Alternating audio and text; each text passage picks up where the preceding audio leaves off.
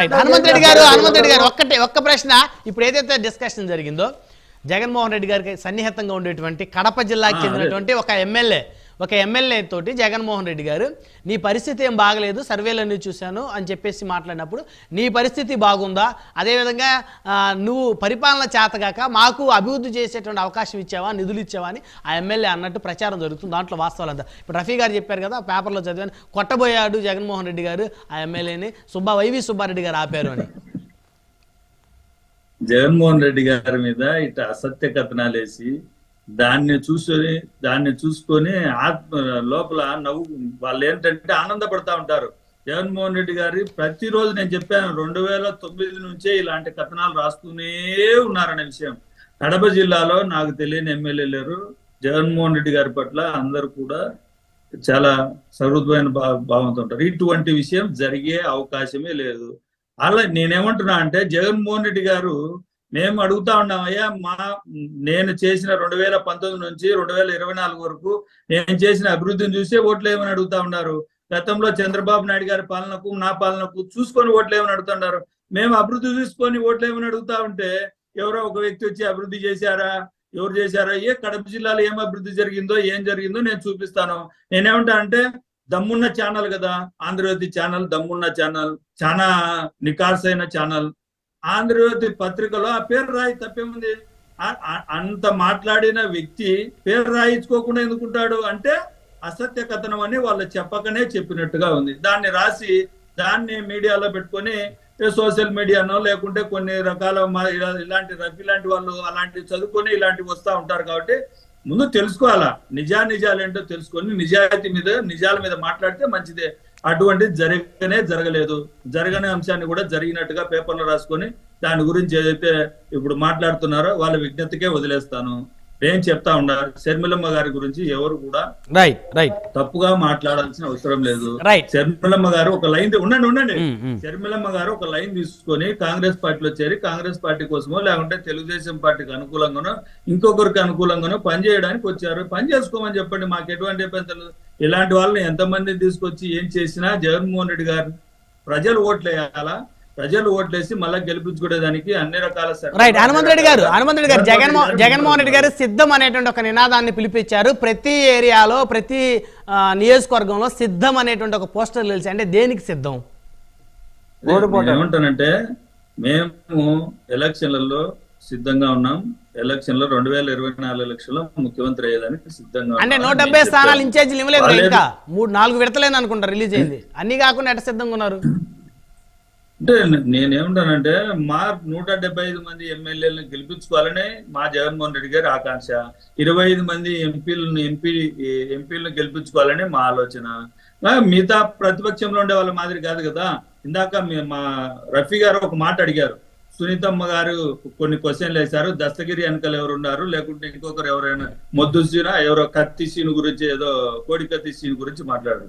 అయ్యా కోడి కత్తి సీన్ అని మీరు మాట్లాడుతున్నారు. ప్రతిపక్ష నేత మీద ఆ రోజు దాడి జరిగితే ఆ దాడి జరిగిన 5 నిమిషాల్లోనే ముఖ్యమంత్రి గారు, డీజీపీ గారు అది వాళ్ళే చేపించారంటే విచారణ జరగకుండానే వాళ్ళే చేశారనే విషయం చంద్రబాబు నాయుడు గారు, డీజీపీ గారు చెప్పారంటే దీని వెనకాల ఎవరున్నారనే విషయం, ఆయన ఆ సంఘటన వెనుక ఎవరున్నారనే విషయం ప్రజలకు అందరికీ తెలుసు, మాకు తెలుసు. అది పక్కన పెడితే ఒకటి వాళ్ళ తరపున దస్తగిరి తరపున లేకుంటే సునీతమ్మ తరపున ఏ లాయర్లు వాదిస్తా ఉన్నారు, చంద్రబాబు నాయుడు గారి కోసం ఏదైతే కోట్ల రూపాయలు 100 కోట్ల రూపాయలు పెట్టుబడులు తెచ్చుతున్నారో అదే లాయర్లు వాదిస్తున్నారు. వాళ్ళ వెనకలు ఎవరున్నారనే విషయం కూడా ప్రజలకు అందరికి తెలుసు.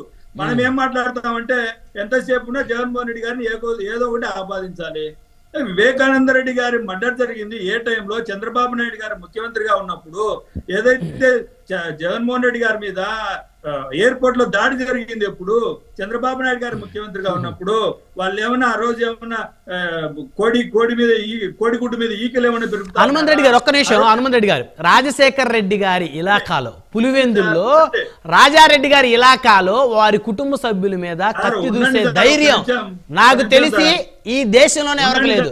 పులివెందుల్లో రాజశేఖర్ రెడ్డి గారి కుటుంబం మీద కన్నెత్తి చూసే ధైర్యం ఎవరికి లేదు. బ్రహ్మనాయుడు గారు ఇలాకాలంటే అదే రాజారెడ్డి గారి మీదనే దాడి చేసింది. అదే రాజారెడ్డి గారి మీద చంపిన తర్వాత అదే వాళ్ళు చంద్రబాబు నాయుడు గారి ఇంట్లో షెల్టర్ పొందారు కదా.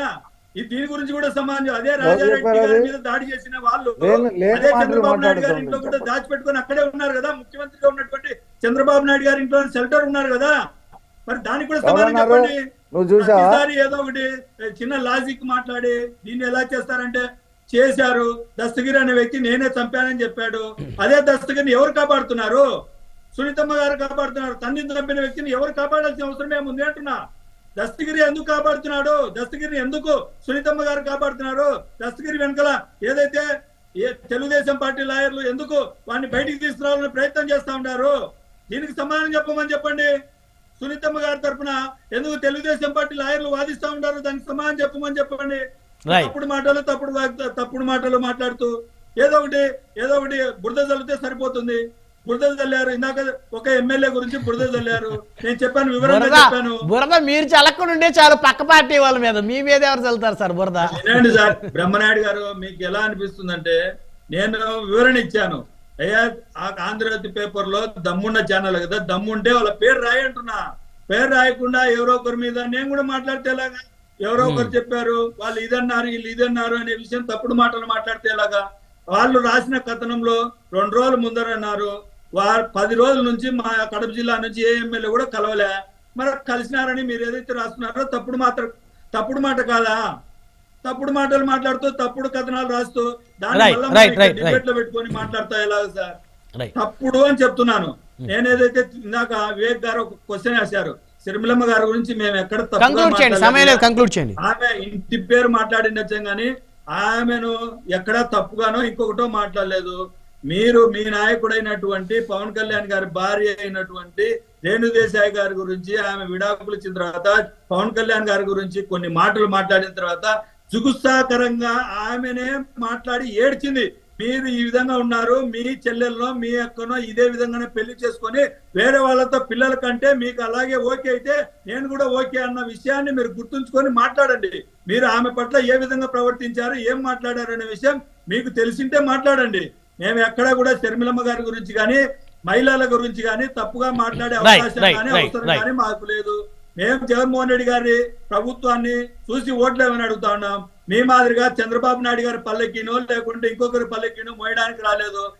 జగన్మోహన్ రెడ్డి గారిని ముఖ్యమంత్రి చేసుకోవాలని వైఎస్ఆర్ కాంగ్రెస్ పార్టీ ప్రతి ఒక్క ఆయన దాని మీదనే ఉన్నాం. హనుమంత్ రెడ్డి గారు సమయం లేదు. ఎమ్మెల్యే టికెట్ లో ఎంపీ కాని వాళ్ళు మా మీద చాలా రకాలుగా మాట్లాడతారు. దానికి ప్రజలు సమాధానం చెప్తారు. ఎన్నికలు వచ్చిన తర్వాత ఖచ్చితంగా సమాధానం ప్రజలే చెప్తారు. నేను ఆ రోజు కూడా కూర్చున్నాం. 2024 ఎలక్షన్ల కౌంటింగ్ అయిపోయిన తర్వాత కూర్చుందాం. ఇదే ప్యానెల్ లో కూర్చోబెట్టు. దానికి నేను సమాధానం చెప్తా. మాకు ఎన్ని సీట్లు వస్తాయి, మీకు ఎన్ని సీట్లు వస్తాయో, ఎక్కడ పోటీ చేస్తారో కూడా తెలియని పవన్ కళ్యాణ్, ఎన్ని సీట్లలో పోటీ చేస్తాడో తెలియని పవన్ కళ్యాణ్ జగన్మోహన్ రెడ్డి గారి గురించి నీ అర్హత ఏంటో చెప్తాడు. చంద్రబాబు నాయుడు గారు అయితే నేను ముఖ్యమంత్రి అభ్యర్థిని 14 సంవత్సరాలుగా ముఖ్యమంత్రిగా పనిచేసి నేను ముఖ్యమంత్రి అభ్యర్థి అని చెప్పుకోలేని చంద్రబాబు నాయుడు గారు కూడా జగన్మోహన్ రెడ్డి గారి గురించి మాట్లాడతారు. ఎస్, మా ముఖ్యమంత్రి అభ్యర్థి జగన్మోహన్ రెడ్డి గారని మేము కాళ్ళు రగరేసుకొని చెప్తా ఉన్నాం. వాళ్ళు చెప్పమని చెప్పండి. వాళ్ళు చెప్పే అవకాశం వివేక్ గారు చెప్తారా సమాధానం? వివేక్ గారు మా ముఖ్యమంత్రి అభ్యర్థి జగన్మోహన్ రెడ్డి గారని కాళ్ళు ఎగరేసుకొని చెప్తున్నా. మరి మీరు చెప్పగలుగుతారా? మీరు కానీ టీడీపీ కానీ